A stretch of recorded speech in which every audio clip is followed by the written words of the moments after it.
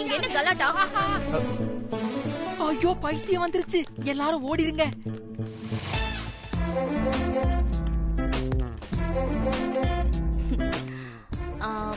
Madam, இங்க கலாட்டால எதுவும் இல்ல மேடம். இன்னைக்கு ரக்ஷா பந்தன் இல்லையா, அதான் நானே எல்லா கேர்ள்ஸுக்கும் கயிறையும் வாங்கி கட்ட கொடுத்தேன். அத அவங்க பசங்களுக்கு கட்டிட்டு இருந்தாங்க. வந்துட்டியாடி, வா, உன்னதான் எதிர்பார்த்துட்டு இருந்தேன்.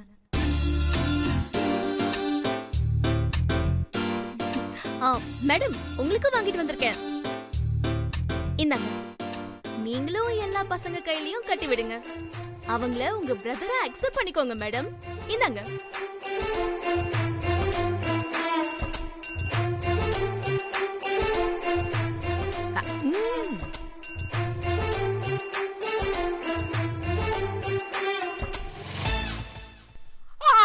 ஐயோ கடவுளே, என்ன இது என்ன இது? அந்த நேரம் பார்த்து கையில கயிறை கட்டிட்டாலே. அடி பாவி அடி பாவி, என்ன காரியம் பண்ணிட்டேன்? தப்பு தப்பு தப்பு தப்பு தப்பு, எல்லாமே தப்பு. ஐயோ பெரிய பாவத்தை பண்ணிட்டியே, பெரிய பாவத்தை பண்ணிட்டியே. ஐயோ அந்த கடவுள் கூட மன்னிக்க மாட்டாரே, எங்க அம்மா கூட மன்னிக்க மாட்டாங்களே. அடி பாவி. தூ தூ தூ. சிறுத்தை, ஏன் மேக்னா கட்டின கயிறை கழட்டினீங்க? மேடம், அதெல்லாம் சொன்னா உங்களுக்கு புரியாது மேடம். சரி பரவாயில்ல, நான் உங்களுக்கு ஒரு கயிறை கட்டி விடுறேன். இது வேறயா?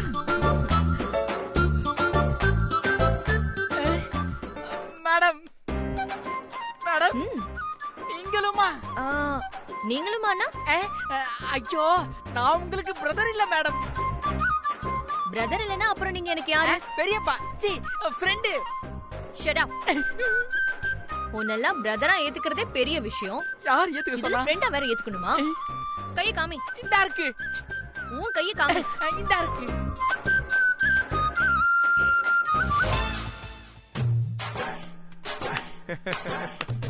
Super madam. அப்போ இன்னையில இருந்து சிறுத்தை உங்களுக்கு பிரதர் மாதிரி.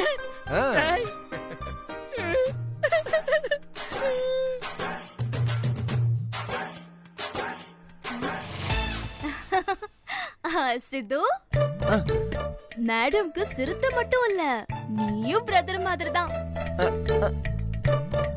மேடம்க்கு கையை காட்டு. மேடம், இந்தாங்க, சித்து கையில இந்த கயிறை கட்டி அவனை பிரதரா ஏத்துக்கோங்க மேடம். இந்தாங்க, வாங்கிக்கோங்க. என்ன முழிக்கிற, கையை நீட்டு. கட்டுங்க மேடம்.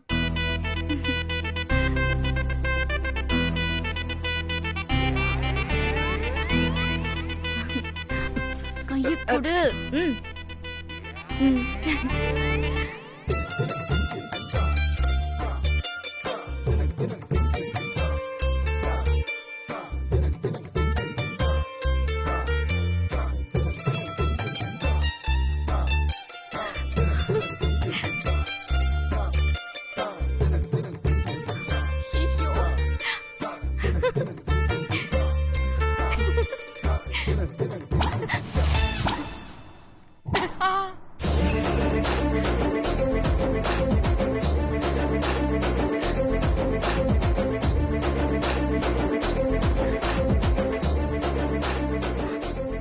என்னாச்சு மேடம்?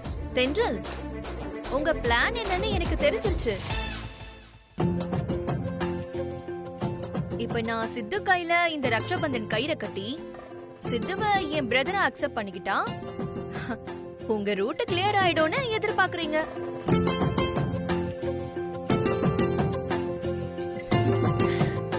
அதுக்காக தானே நீங்க வேலை மெனக்கிட்டு இந்த கயிறை வாங்கிட்டு வந்திருக்கீங்க.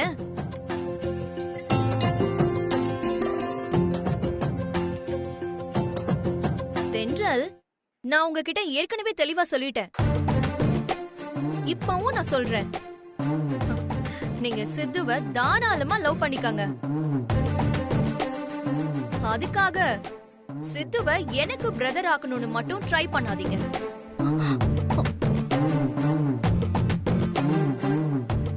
ஏன்னா சித்துவ எப்பவுமே என்னால பிரதரா பார்க்க முடியாது.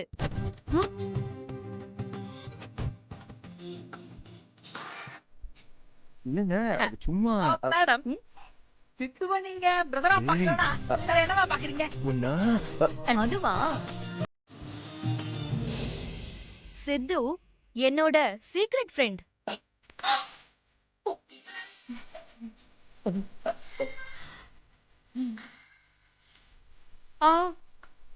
சீக்ரெட் ஃப்ரெண்டா? சீக்ரெட் ஃப்ரெண்டுனா ரகசிய சிநேகிதன்.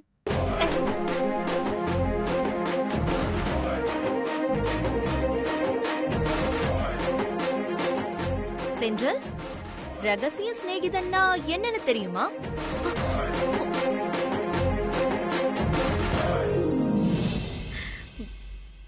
சித்து, சொல்ல மறந்துட்டேன். நாளைக்கு என் காரை சர்வீஸ்க்கு விட போறேன். அதனால நீங்க தான் வந்து என்ன பிக்கப் பண்ணணும்.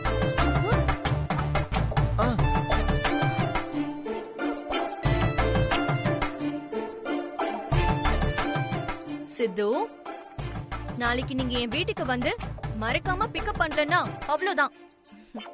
பாய்.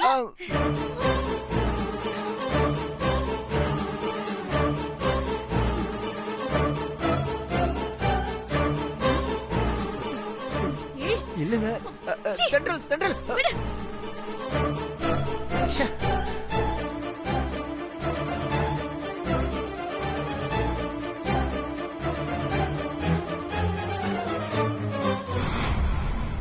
ஏங்க, அவங்க உங்களை சும்மா வெறுப்பேத்துறாங்க.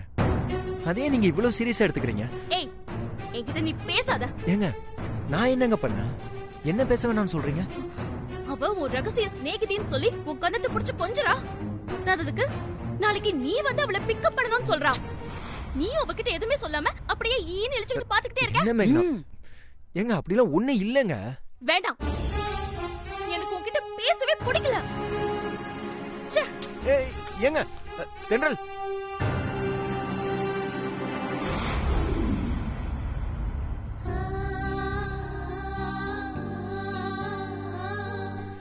அத்தான் நான் கிளம்புறேன். சரி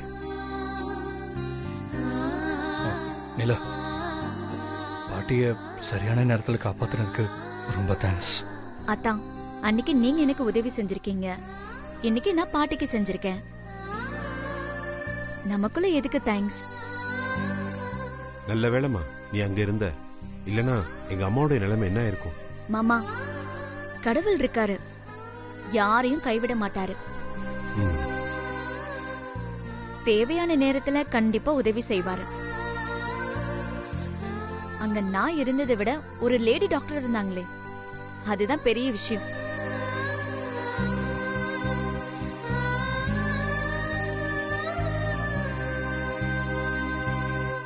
நிலா, ஏதோ உங்க குடும்பத்துக்கும் எங்க குடும்பத்துக்கும் ஒரு உறவு நெருங்கி வந்துட்டே இருக்கு. நிலா, நிலா, எங்களுக்கு செஞ்ச இந்த உதவிய நாங்க என்னைக்குமே மறக்க மாட்டோம். அத்தை, எதிர்பாராம நான் பாட்டிய பார்த்தேன். என்னால முடிஞ்சதை நான் செஞ்சேன். நான் ஒன்னும் ஏதோ பெருசா பண்ணிடலையே. நீ நல்லா இருப்ப. சரிங்க அத்தை, நான் கிளம்புறேன். மாமா, நான் கிளம்புறேன். சரிம்மா. அத்தா, நான் போயிட்டு வரட்டுமா? நான் வேணா உன்னை கார்ல டிராப் பண்ணிட்டுமா? வேண்டாம் அத்தா, நானே போய்க்கிறேன். பாய். சரிம்மா. சரிம்மா, பாத்து போமா.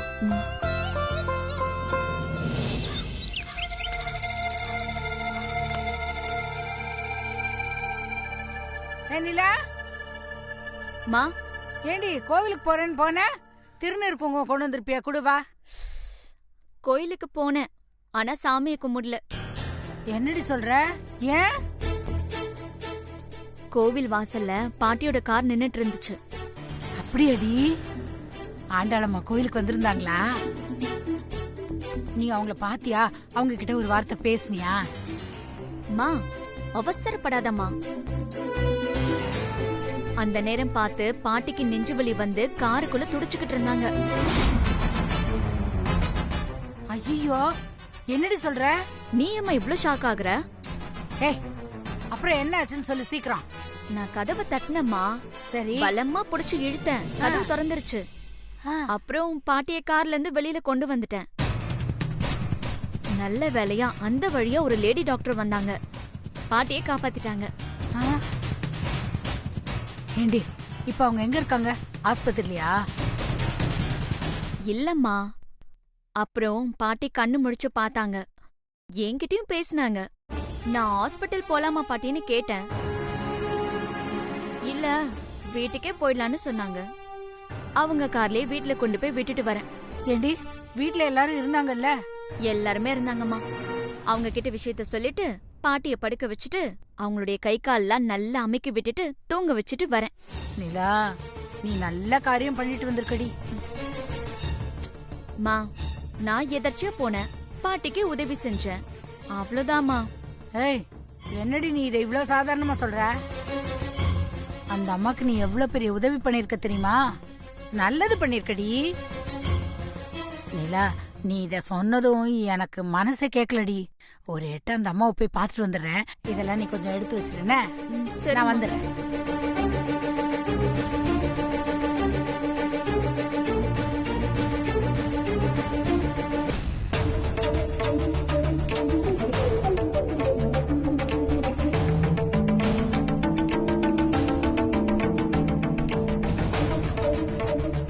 அம்மா, வா லக்ஷ்மி.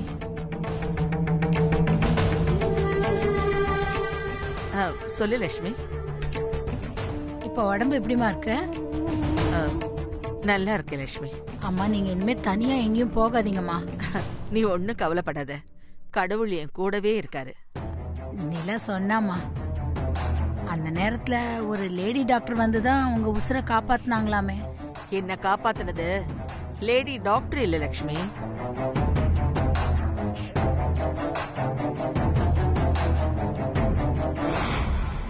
ஓ மக நிலா. அவதான் என்ன காப்பாத்துனா. அவ மட்டும் கார் கதவை தட்டி என்ன திறக்கலன்னா காருக்குள்ளேயே எனக்கு ஏதாவது ஒண்ணு ஆயிருக்கும். அச்சோ. அப்பதான் கோயிலுக்குள்ள போய் அம்மனை நல்லா திட்டிட்டு வந்த. என் குடும்பத்துக்கு விளக்கேத்துறதுக்கு ஏதாவது வழிகாட்டுன்னு சொன்னேன். காருக்குள்ள வந்து உட்கார்ந்ததும் நெஞ்சு வலி வந்துருச்சு. அப்பவும் நான் கோபுரத்தை பார்த்து என் குடும்பத்துக்கு ஒரு வழிய கேட்டா நெஞ்சு வலிய குடுக்கறியேன்னு அம்மனை திட்டுன. இப்பதான் தெரியுது, அம்மன் எனக்கு நெஞ்சு வலிய கொடுத்து என் குடும்பத்துக்கு வழியே காட்டிட்டா. நீங்க என்னம்மா சொல்றீங்க? ஆமா லக்ஷ்மி, நிலாவ ஆகாஷுக்கு கல்யாணம் பண்ணி வச்சிடலான்னு எனக்குள்ள ஒரு யோசனை தோணுது.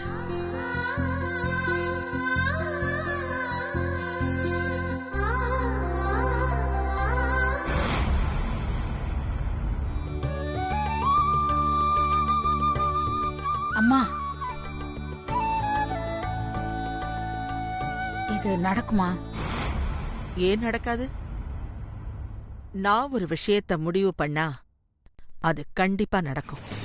இல்லம்மா, ஏற்கனவே ஒரு தடவை ஆகாஷ் தம்பிக்கும் தென்றலுக்கும் எல்லா ஏற்பாடையும் பண்ணி கடைசியில தாலி கட்டும்போது கல்யாணமே நின்னு போச்சு. ஒரு தடவை நடந்த மாதிரி இன்னொரு தடவையும் நடக்கும்னு நினைக்காத லக்ஷ்மி. அது ஏதோ சரி வரல, அதை விடு. இல்லம்மா, தென்றல் மட்டும் என் பேச்சு கேட்டிருந்தா இன்னைக்கு இவ்ளோ பிரச்சனை வந்திருக்குமா?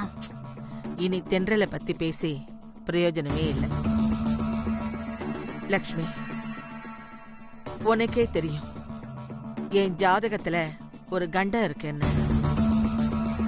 அதை சரி பண்ணக்கூடிய அமைப்பு தென்றலோட ஜாதகத்துல இருந்தது. அதனாலதான் நான் தென்றலை இந்த வீட்டுக்கு மருமகளா கொண்டு வரணும்னு நினைச்சேன். அது உனக்கும் தெரியும். இப்ப அது நடக்கல. அதே மாதிரி நிலாவோட ஜாதகமும் இருந்தா நாம வேற எதையுமே யோசிக்க வேண்டியதில்லை. லக்ஷ்மி, நீ ஒண்ணு செய்ய. சொல்லுங்கம்மா, நான் என்ன செய்யணும்? நிலாவோட ஜாதகத்தை எடுத்துக்கிட்டு நாளைக்கு நீ என் கூட வா. எங்க குடும்ப ஜோசியர்கிட்ட போய் அவ ஜாதகத்தை கொடுத்து பார்க்க சொல்லுவோம். ஒருவேளை நிலாவோட ஜாதகம் என் கண்டத்தை சரி பண்ற ஜாதகமா கூட இருக்கலாம் இல்லையா?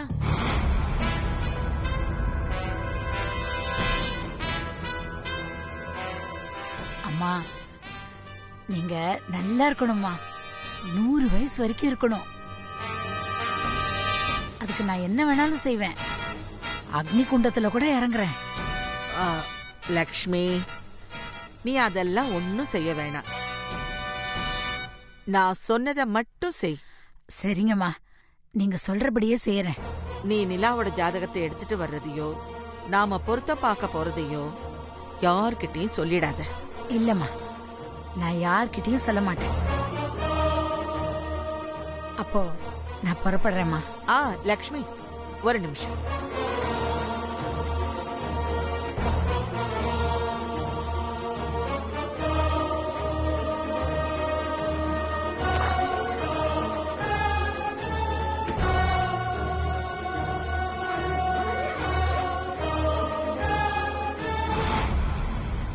இந்த லக்ஷ்மி எடுத்துக்கோ.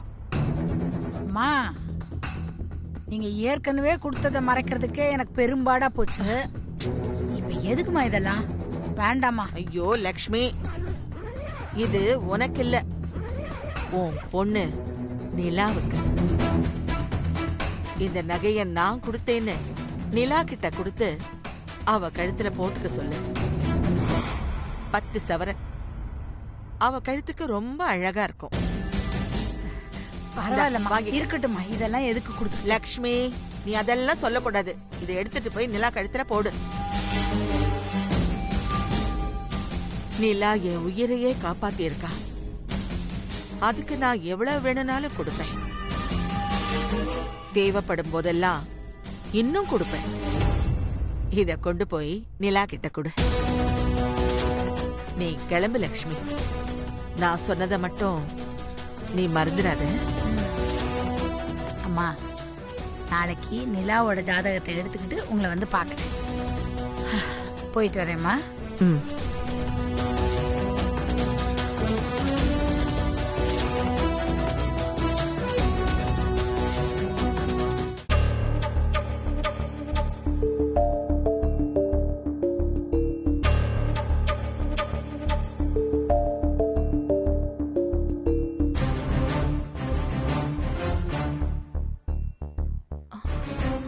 சித்து, என்னாச்சு? வேற என்ன, இன்னைக்கு ஆபீஸ்ல நடந்தது நினைச்சு சார் மூட் அவுட்ல இருக்காரு. சித்து, இன்னுமா அதையே நினைச்சிட்டு இருக்க? தென்றல் உன் மேல இருக்கிற காதலாலதான் உன்கிட்ட இப்படியெல்லாம் கோவப்படுறா. அட நீங்க வேறம்மா. இன்னைக்கு ஒரு நாள்னா பரவாயில்ல, டெய்லி ஆபீஸ் போனாலே இதே பிரச்சனை. சிவானி மேடம் தென்றலை வெறுப்பேத்துறதுக்காக என்கிட்ட க்ளோஸா பழகுற மாதிரி நடந்துக்கிறாங்க.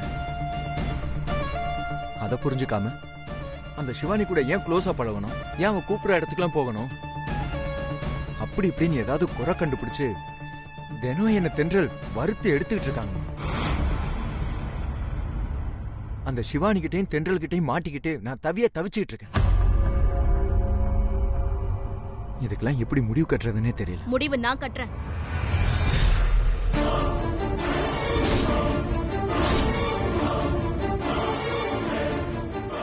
தென்றல், வா தென்றல். இப்ப என்ன சித்து, உனக்கு அந்த சிவானி பிரச்சனையில இருந்து முடிவு தானே கிடைக்கணும், அவ்வளவுதானே? அதுக்கு நான் சொல்ற மாதிரி செய்.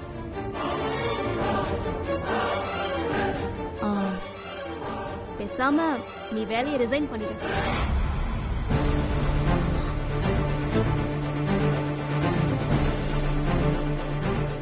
தென்றல், என்ன சொல்ற நீ? ஆமா அத்த, சித்து வேலையை ரிசைன் பண்ணட்டும். நான் எனக்கு தெரிஞ்ச வேற எஃப்எம்ல சித்துவுக்கு வேலை வாங்கி கொடுத்துறேன். தென்றல், நீயா இப்படி சொல்ற? ஏற்கனவே சித்து வேலையை ரிசைன் பண்றேன்னு சொல்லி ரிசைன் லெட்டர் கொடுத்தப்ப அந்த லெட்டரை கிழிச்சு போட்டு இவனை நம்ம ஆபீஸ்லயே ஒர்க் பண்ண சொன்ன. இப்ப நீயே இவனை வேற ஆபீஸ்க்கு போ சொல்ற. அப்போ அந்த சிவானி தொந்தரவு இல்லாம இருந்தது. ஆனா இப்பெல்லாம் அவ தொந்தரவு தாங்க முடியலையே. அதான் இப்போ நானே சிதுவ வேற ஆபீஸ்க்கு போக சொல்றேன்.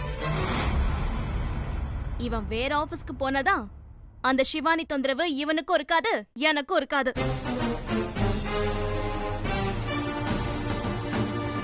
சித்து, உனக்காக நான் வேற ஒரு எஃப்எம்ல ஜாப் ஏற்பாடு பண்றேன். ஏங்க என்னங்க? ஆ, இப்போ கையோட ரிசைன் லெட்டர் எழுதி கொடு. நான் அதை நாளைக்கு காலையில ஜிஎம் கிட்ட கொடுத்துறேன். ஏங்க நீங்க சொல்றதுல உங்களுக்கே நல்லா இருக்கா? நீங்க நினைக்கிற மாதிரி சிவானி மேடம் என்கிட்ட தப்பாலாம் ஒண்ணு பழகல. அவங்க ஏதோ சும்மா உங்களை வெறுப்பேத்துறதுக்கு தான் அப்படியெல்லாம் நடந்துக்கிறாங்க. நீங்க தான் அதை காம்ப்ளிகேட்டடா புரிஞ்சுக்கிறீங்க. நான் காம்ப்ளிகேட்டடா புரிஞ்சுக்கிறேனா? உனக்கு அந்த சிவானியை பத்தி சரியா தெரியல. நீ நினைக்கிற மாதிரி அவ உன்கிட்ட விளையாட்டால பழகல, சீரியஸாவே தப்பான நோக்கத்துல தான் பழகுறா. இது உனக்கு தான் புரியல, ஆனா எனக்கு தெளிவா புரியுது. அதனால்தான் நான் உன்னை அவளை விட்டு தூரமா வேற ஆபீஸ்க்கு போக சொல்றேன். தயவு செஞ்சு நான் சொல்றத கேளு. நீ வேலையை ரிசைன் பண்ணிட்டு வேற ஆபீஸ்க்கு போயிடு.